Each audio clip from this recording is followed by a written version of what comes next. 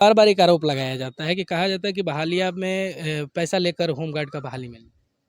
ऐसा आरोप सामान्यतः किसी भी नौकरी में लगा दिया जाता है, असामाजिक तत्व ऐसा लगाते हैं या ऐसे लोग जो कि उस प्रक्रिया से बिल्कुल ही वाकिफ़ नहीं है, वो ऐसे ही बेसिर पैर की बातें करते हैं। 200 मीटर की जो 6 मिनट में पूरी करनी होगी और एक फिजिकल मेजरमेंट टेस्ट है, जिसमें कि हाइट और चेस्ट दिया जाएगा।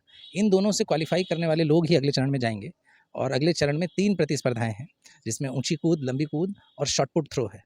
इन तीनों का 5 अंक का मेरिट है, टोटल 15 मार्क्स का मेरिट है और इस मेरिट में जो लोग क्वालिफ़ाई करेंगे वो लोग निरीक्षक बनेंगे। दोनों पर मिलती है, वो यहाँ पर भी है, जैसे जिसमें हाइट की, चेस्ट की छूट है।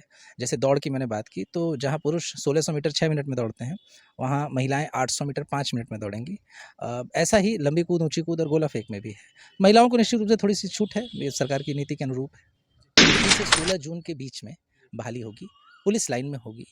अभ्यर्थी सुबह 4 बजे अपना रिपोर्टिंग टाइम उनका है, कुछ का 5 बजे है, वो उनके एडमिट कार्ड पर मेंशन होगा। वो किस ग्रुप के हैं ये भी मेंशन है, ABCD करके 4 ग्रुप्स बनेंगे। वो अपने रिपोर्टिंग टाइम पर आएँगे और उनकी डेट 15 मई से 16 जून के बीच में कुछ होगी। इसमें से 21 दिन पुरुषों के लिए आरक्षित हैं, 4 दिन महिलाओं के लिए आरक्षित हैं। अभ्यर्थियों के लिए होमगार्ड का बहालिया है, काफ़ी खुशियों का माहौल। हाँ, जो भी सरकारी सेवा में और विशेष रूप से वर्दी की नौकरी में आना चाहते हैं, उनके लिए एक बहुत अच्छा अवसर है। गृहरक्षक बनने का एक लाभ ये भी है कि इसके आगे पुलिस और फायर डिपार्टमेंट की सर्विस में भी 50% रिजर्वेशन गृहरक्षकों के लिए रहता है, तो कई लोगों के लिए एक स्टेपिंग स्टोन की तरह भी काम करता है।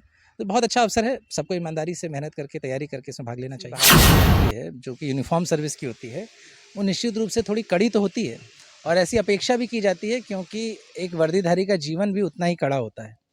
तो इसीलिए शारीरिक दक्षता परीक्षा को थोड़ा चुनौतीपूर्ण होना चाहिए। अभी इन दिनों बिहार में पूरे होमगार्ड के बहाली को लेकर काफ़ी सुर्खियों का विषय बना हुआ है और जितने भी भर्ती होने वाले युवा हैं वो काफ़ी दौड़ धूप कर रहे हैं और बराबर अपना फिजिकल निकालने के चक्कर में लगे हुए हैं कि फिजिकल हमारा निकल जाए और मेडिकल निकल जाए। उसको लेकर बराबर दिन रात मेहनत कर रहे हैं। उसी मेहनत को लेकर अभी हमारे ज़िले के होमगार्ड के अभी कहा जा सकता है कि अभी हमारे सर हैं जिनसे हम बात करने का प्रयास करेंगे और इनसे हम बात करने के यह जानने का प्रयास करेंगे कि जिस तरीके से अभी बक्सर में होमगार्ड का बहाली आया है और बहाली में 23,000 फॉर्म गिरे हुए हैं, उसमें से 300 बहालियाँ हैं। आखिर ये कड़ा जो परीक्षा है इसमें किस तरीके से जो युवा हैं जो पास करने के लिए बहाली में पास होना चाहते हैं, उन लोगों के लिए क्या किस तरीके का विषय किस तरीके से उन लोगों को बहाली में प्रवेश करते हैं और किस तरीके से उन लोगों को नौकरियाँ हासिल लग होती है, इससे बात करने के लिए हम सर से प्रयास करेंगे। पहले तो स्वागत करते हैं सर आपका। जी, धन्यवाद।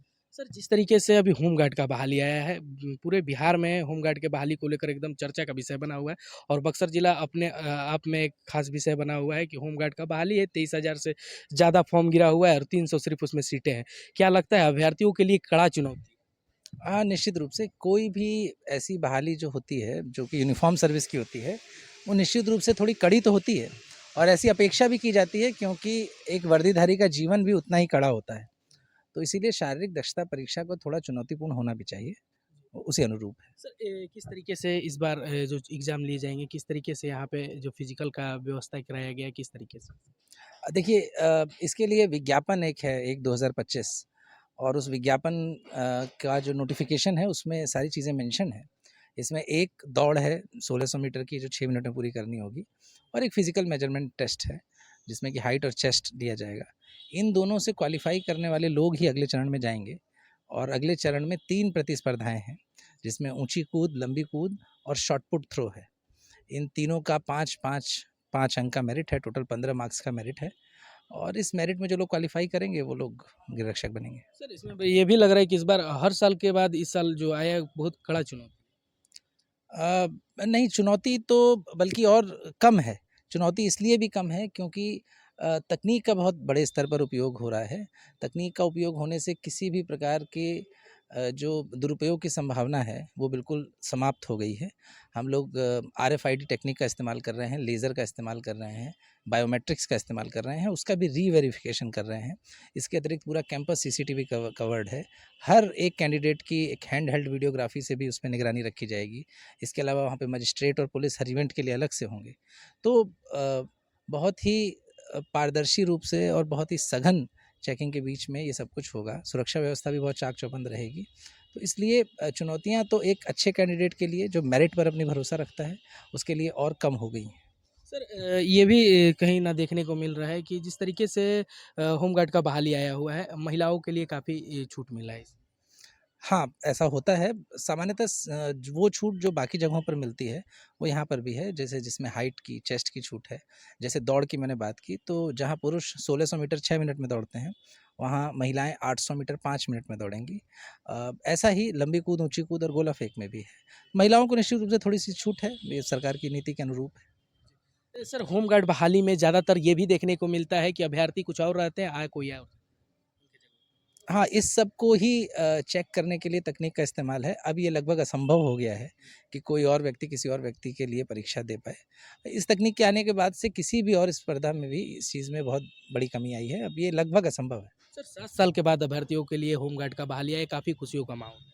हाँ, जो भी सरकारी सेवा में और विशेष रूप से वर्दी की नौकरी में आना चाहते हैं, उनके लिए एक बहुत अच्छा अवसर है। गृहरक्षक बनने का एक लाभ ये भी है कि इसके आगे पुलिस और फायर डिपार्टमेंट की सर्विस में भी 50% रिज़र्वेशन गृहरक्षकों के लिए रहता है। तो कई लोगों के लिए एक स्टेपिंग स्टोन की तरह भी काम करता है।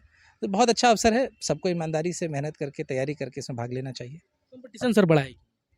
कॉम्पिटिशन प्रत्येक वर्ष बढ़ता है, हर परीक्षा में बढ़ता है। जैसे-जैसे जनसांख्यिकी बदलती है वैसे-वैसे कॉम्पिटिशन बढ़ता है।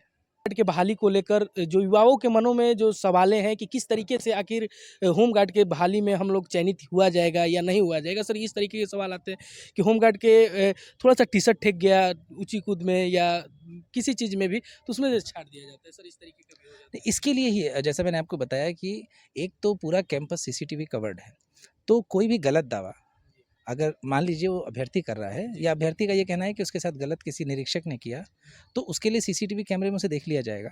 एक शिकायत निवारण कोषांग का भी हम गठन करेंगे जो on the ground, on the spot जैसे ही बच्चे की कोई कंप्लेन है वो वहाँ पर जाएगा, एक फॉर्म है वो भरेगा, सामने सीसीटीवी पर जो मजिस्ट्रेट हैं वो और वो बच्चा खुद देखेगा और जो निर्णय होगा वो शिकायत निवारण कोषांग का वो अंतिम होगा। बिल्कुल पारदर्शी तरीके से होगा ये। अभ्यर्थियों के द्वारा बार-बार एक आरोप लगाया जाता है कि कहा जाता है कि बहालिया में पैसा लेकर होमगार्ड का बहाली मिली। ऐसा आरोप सामान्यतः किसी भी नौकरी में लगा दिया जाता है, असामाजिक तत्व ऐसा लगाते हैं या ऐसे लोग जो कि उस प्रक्रिया से बिल्कुल ही वाकिफ़ नहीं हैं, वो ऐसे ही बेसिर पैर की बातें करते हैं। आप लोग आइएगा बहाली में, इस तरह की बहाली पहली बार नहीं हो रही है। पिछले 1-2 वर्षों में बिहार के 3-4 जिलों में इसी आरएफआईडी तकनीक से बहाली हुई है और उस बहाली में जिस स्तर की पारदर्शिता और शुचिता रही है, उस पर किसी ने कभी कोई प्रश्न नहीं उठाया है। अब उसी पैटर्न को पूरे बिहार में एक साथ लागू किया गया है, तो आप बिल्कुल निश्चिंत रह सकते हैं कि कोई भी व्यक्ति इसमें इंटरफेयर कर ही नहीं सकता है। अभ्यर्थियों के लिए जो टाइमिंग है, जो डेट है और जो जगह स्थान है, वो कहाँ होगा बक्सर में? देखिए 15 मई से 16 जून के बीच में बहाली होगी, पुलिस लाइन में होगी। अभ्यर्थी सुबह 4 बजे अपना रिपोर्टिंग टाइम उनका है, कुछ का 5 बजे है, वो उनके एडमिट कार्ड पर मेंशन्ड होगा। वो किस ग्रुप के हैं ये भी मेंशन्ड है, ABCD करके 4 ग्रुप्स बनेंगे। वो अपने रिपोर्टिंग टाइम पर आएँगे और उनकी डेट 15 मई से 16 जून के बीच में कुछ होगी। इसमें से 21 दिन पुरुषों के लिए आरक्षित हैं, 4 दिन महिलाओं के लिए आरक्षित हैं।